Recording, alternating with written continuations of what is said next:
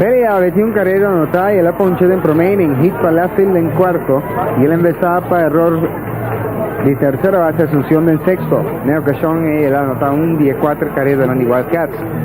2 out, 4 para 4 de Vega. Y Musker preparando para tirar Glenn Félida.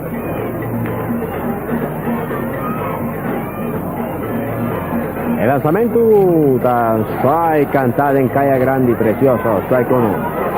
3 honrón de partido llave. 2 para Wildcats, pero todos 2 cubaste para allí. Un original down de Ronald Thomas.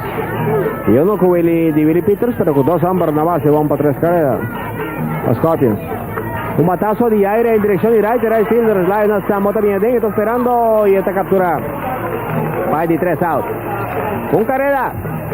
Un hit. Tremendo palo de Ronald Thomas. Terror, Wamber la gana base. Y después, 17 innings completo. El partido empatada a 4. Partido virando un tique más per Tower. 4 para 4. Álvaro Asunción, Edwin Anastasia y Richard Musker. Bola de primer lanzamiento para Álvaro Asunción.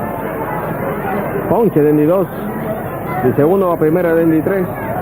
Y para Fielder's Choice de 16 para Álvaro. Altísimo el lanzamiento. Bola 2. 2 bolas 0 strike.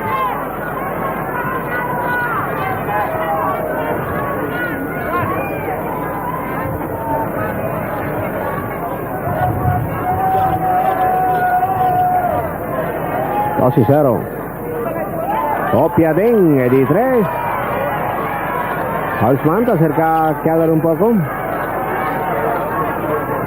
3 y 0 contra Álvaro Juárez y nada.